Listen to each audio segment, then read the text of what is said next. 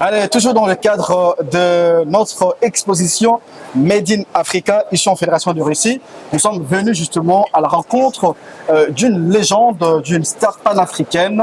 Je pense qu'elle n'est plus à présenter parce que vous la connaissez parfaitement très bien. Alors pour la petite histoire, pour rappel, pour ceux qui ne la connaissent pas encore, surtout ici en Fédération de Russie, mais je dois préciser, elle est une star panafricaine internationale.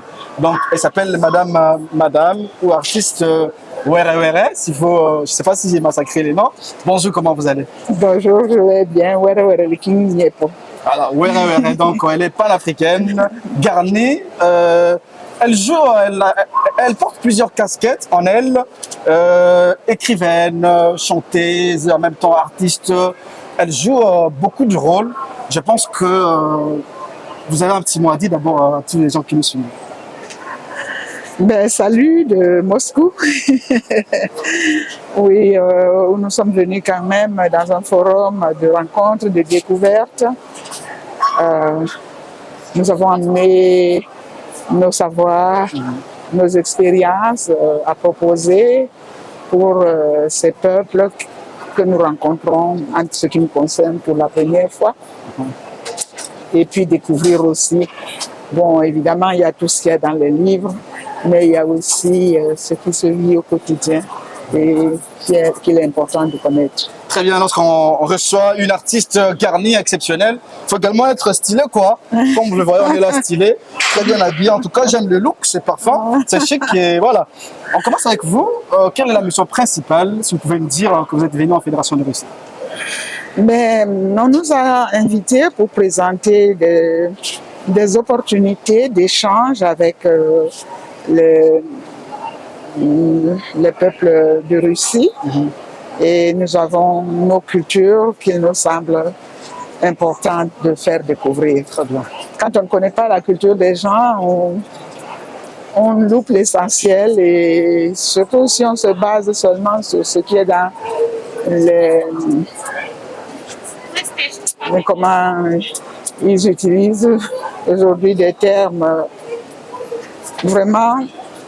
Ce qui passe dans les réseaux, ça ne suffit pas. Très bien. Il faut aller soi-même, il faut découvrir et il faut voir là où ce sont les humains qui se rencontrent et que tous les humains sont pareils. Très bien. Vous, en tant qu'une légende, quels sont les projets concrets que vous avez apportés pour justement pousser aux Russes de comprendre autrement l'Afrique, avoir l'image des Africains sur le plan culturel, parce que c'est très important. La culture peut nous servir comme passerelle pour le rapprochement de deux peuples, quoi, Russes et Africains. J'ai amené un projet que j'ai appelé en ma langue maternelle, l'Herbeboom, c'est-à-dire créer des patrimoines. Des patrimoines qui incluent nos passés respectifs. L'Afrique est très mal connue dans son histoire, elle a été tellement tronquée, tellement truquée, qu'on croit la connaître, mais on ne la connaît pas beaucoup, on ne connaît pas les généalogies.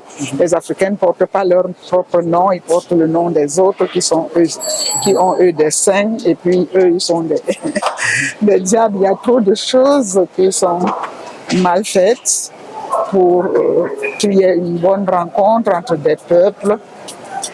Alors, je suis venue avec ce projet qui s'appelle la création des patrimoines.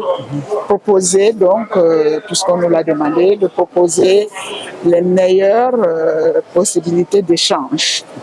Alors, il s'agit de prendre ce qu'il y a de mieux, du meilleur dans nos passés, mais aussi ce qu'il y a de meilleur dans nos actualités.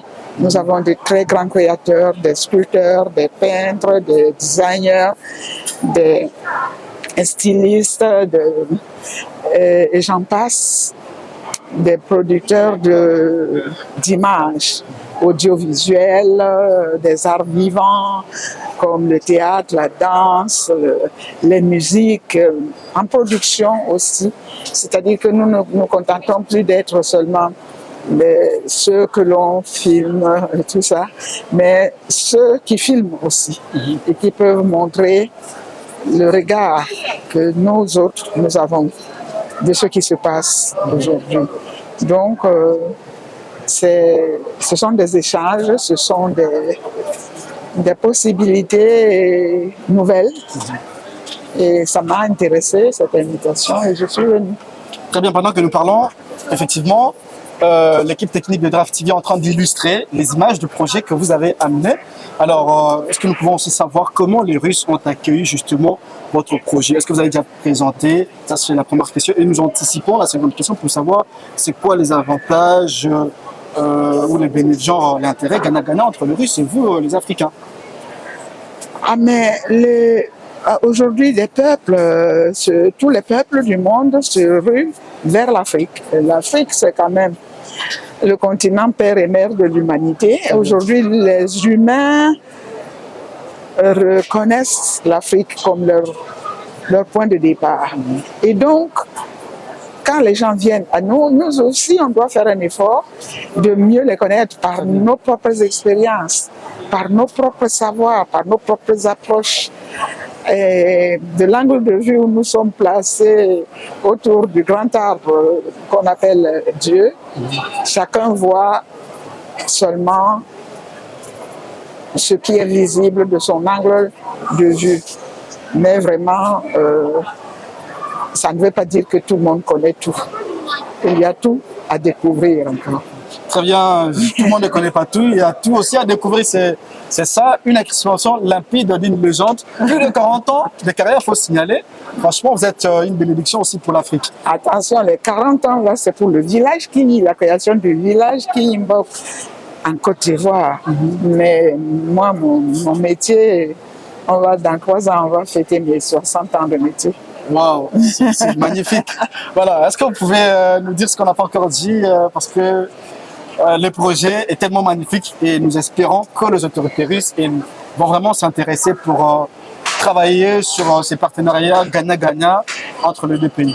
Vraiment, moi j'invite tous les créateurs africains à partager un peu cette vision de la section du Mbok qu'on appelle le Kimbok, qui dit que la création, c'est pas seulement celle des œuvres d'art, mais celle des solutions à ses propres problèmes et celle des meilleures conditions de vie pour soi-même et pour son entourage.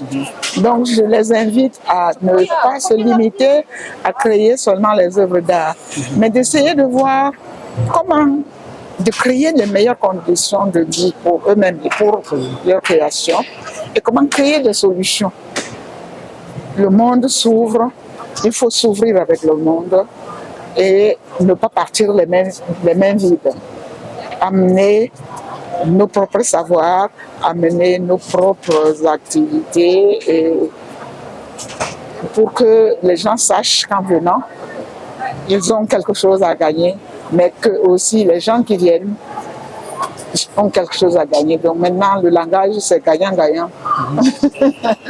Est-ce que vous pouvez faire une petite démonstration pour qu'on sache vraiment que c'est une artiste qui est là?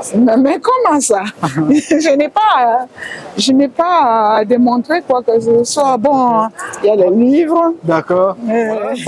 Nous avons des livres ici, comme je vous avais dit de nous présenter quelques œuvres d'art que vous avez. Oui. Donc là, c'est surtout... Vous voyez ici, l'Éternel règne, 50 ans de peinture et de poésie.